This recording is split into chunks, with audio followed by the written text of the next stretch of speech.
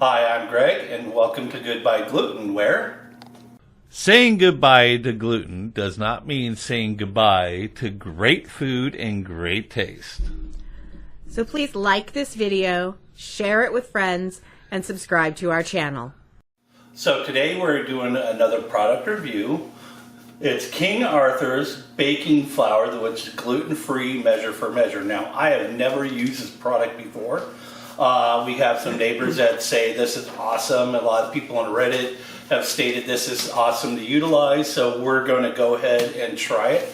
And I'm also going to show you how to make classic dinner rolls. So let's see what you're going to need besides this to make those dinner rolls. Okay, to start off, you're going to need yourself a mixer. Okay, and then you want yourself a 9 by 11 baking dish. Right, nice little rectangle. Get yourself a little whisk, a basting brush. Okay, you're going to need 4 cups of flour. Okay, 2 tablespoons of sugar, and that will go for your yeast blooming. It says 1 pack of yeast, but if you use a big bag like we do, then it's about 3/4 of a tablespoon of yeast. You want live active yeast, not dead yeast. Okay, half a teaspoon of salt.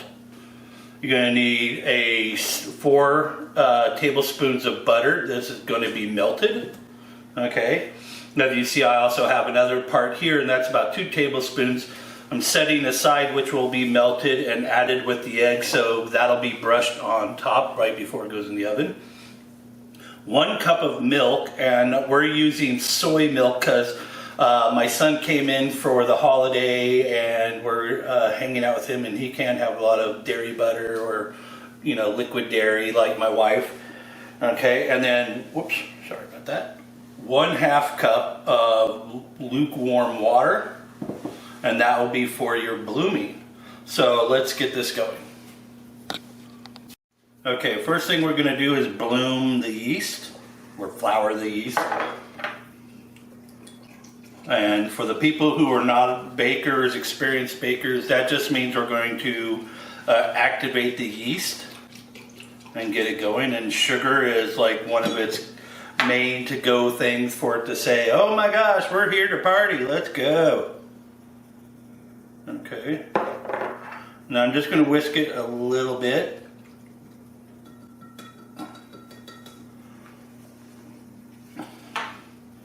And now what's going to happen is the reaction of all this, the water and the sugar is going to activate it. It's going to come to life and start feeding on that sugar and start, you know, bubbling up, and it's going to give a lot of rising agent to the flour and the bread. So move that aside. And we're going to go ahead and dump our 4 cups of flour in there. Now, one thing about making bread, right, is always having a little bit of extra flour and a little bit of extra water on hand, because after about 5 minutes of this kneading, you'll be able to tell if you're going to need a little bit more extra flour or a little bit of extra water. Generally, it's better if you need a little extra flour, you know, because then you can control the consistency, where, you know, too much water is going to ruin it. Okay. So, oh yeah, also, if you have one of these, use the bread hook. I'm just going to go ahead and turn this on for about a minute.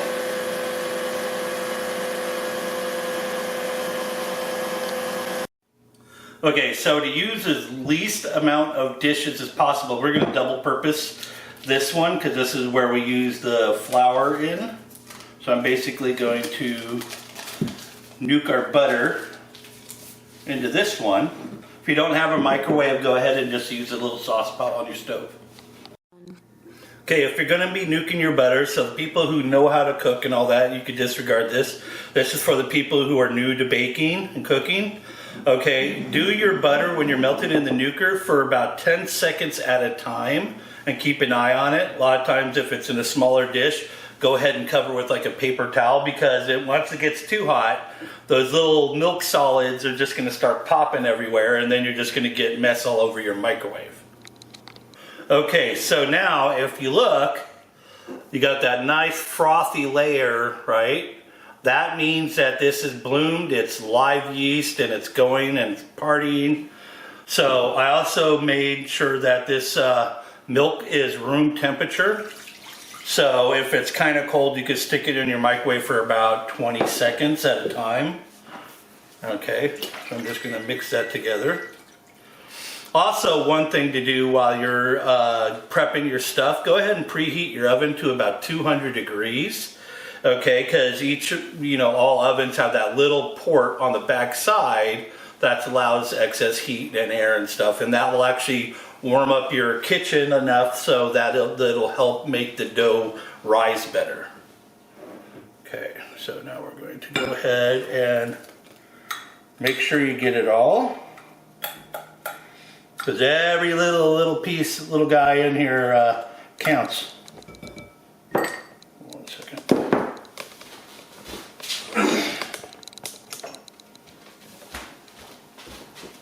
As always, what I like to say, everybody into the pool. Then I'm going to eat you. So we're going to whisk this together. Make sure it's all stirred up really well.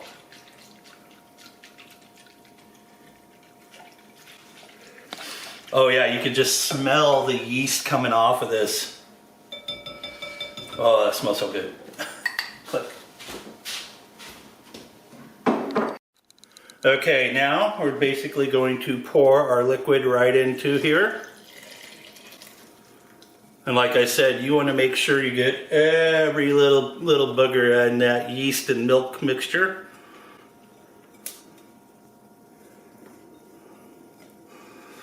It's like my old cooking teacher used to say, if there's product or anything left in your bowl, you're doing it wrong. Okay, we're going to go ahead and just let this go for about 5 to 6 minutes. So I'm going to add a little bit of extra liquid. Just basically a third or 1/4 cup.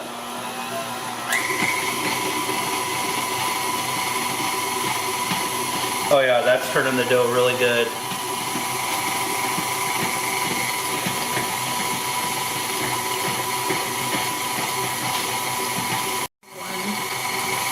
Okay. Well, gluten-free bread, you don't need to knead it too much because you're not building up gluten. But you want it to the point where it's coming off of the sides of the bowls, as you can see, and it's starting to look really beautiful. Should I freaking remember how to cut that thing off? Okay, now you're going to need to get yourself a towel, like a kitchen towel.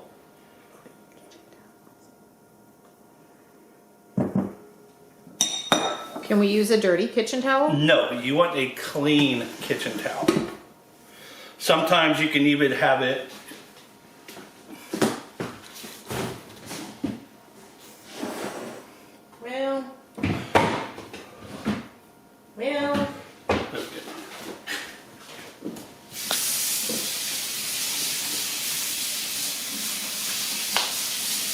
I guess you could have used my napkin here. Fine. I was just being snotty about the kitchen towel. Oh. Okay, go ahead. 3, 2, 1. Okay, basically here's our heat vent. Okay, and I'm going to just go ahead and turn the oven off. And then sit there and hit this baby for about an hour. Till basically the dough has doubled in size. Okay, you notice that it has risen. It didn't double in size like, most normal gluten doughs do. But it has risen, and that'll be good enough for us to work our magic. Okay, so now the first thing we're going to do, if you want to use butter, margarine, shortening, whatever, you're good to go. But you want to grease your pan, set this aside.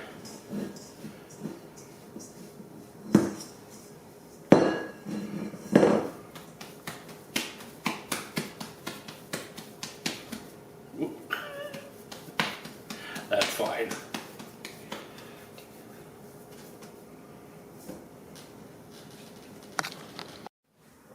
I'm going to lightly flour my countertop.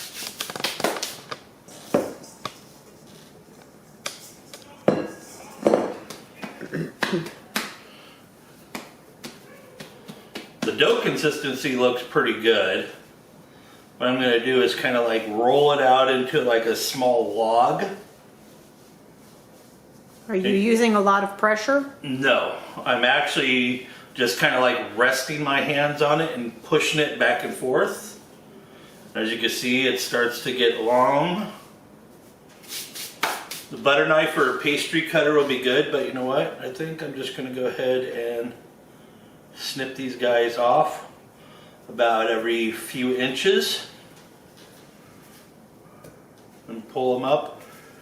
And you want to try to make sure that they're even as possible. That one's a little low, so.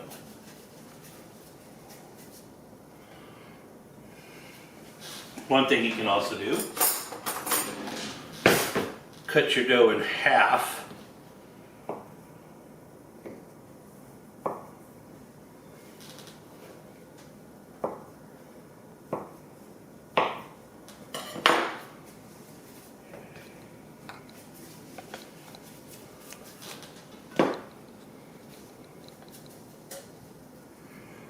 Because what I found out when you're working with dough, the least amount of working you utilize it, especially gluten-free dough, the better it is. So just a simple rolling it into a ball.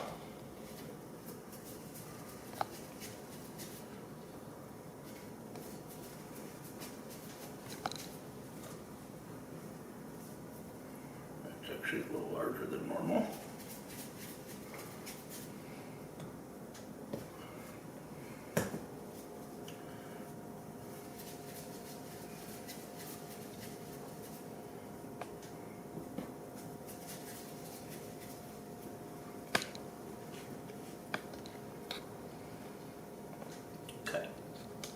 For a split second.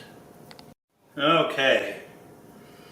Now, one important thing is if you have a little bit larger ones and stuff, because like if you don't do what I did where you cut it in half and then half and half and half, if you don't do that and you see one's a little larger than the other, just pull it out, take a little chunk off, roll it up and stuff. Okay, go ahead and let these cover them. Let them, you know, sit and rise for another 20 to 30 minutes. Okay, it's been about 25 minutes. As you can see, they have raised up some. So I'm going to add this in there.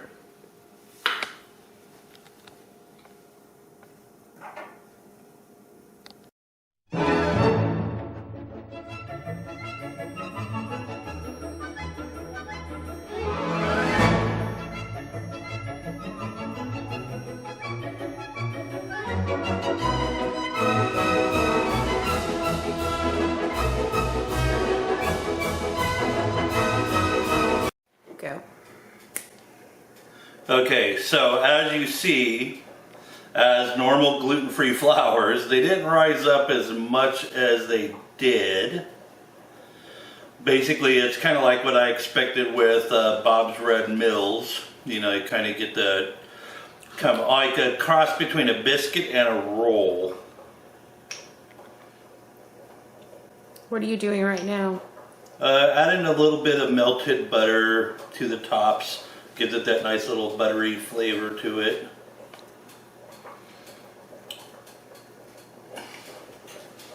Now we're going to put this on the cooling rack, let it cool for about 5 to 10 minutes, and then pull these babies out. Okay, so cooling period is done. They feel a bit heavy like normal gluten-free buns I've tried, where I'm just going straight with the normal recipes, like, you know, non-gluten-free recipes. From the color, I can see the amount of sorghum flour that's in this is a lot higher than the Bob's Red Mill. I mean, it smells good. Ooh, hot. If you see, that's a pretty good consistency. You see that? Okay.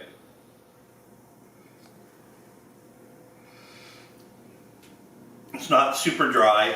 It's not super under wet or over wet. Like I said, it's like a cross between a dinner roll and a biscuit. Definitely, it's about as, to me, it's just the same as Bob's Red Mill's 1-to-1, except Bob's Red Mill has more of a lighter color texturing. It doesn't have that heavy sorghum smell and sorghum taste to it. So I'm going to still say, this is still a pretty good product, but definitely I would add, probably a little bit more xanthan gum to it. Add probably a little bit of like modified tapioca starch to it, probably like 1/4 cup to 1 cup of this, and that'll probably make it a lot better. Add a little bit more yeast if you're going to be trying to make rolls, but I guarantee you for cookies, this will probably be pretty good. So I'd like to thank you guys for joining us on another product review, and this was like I said, the first time trying this product. And what we always say here at Goodbye Gluten, saying goodbye to gluten does not mean saying goodbye to great food and great taste. Have a great day.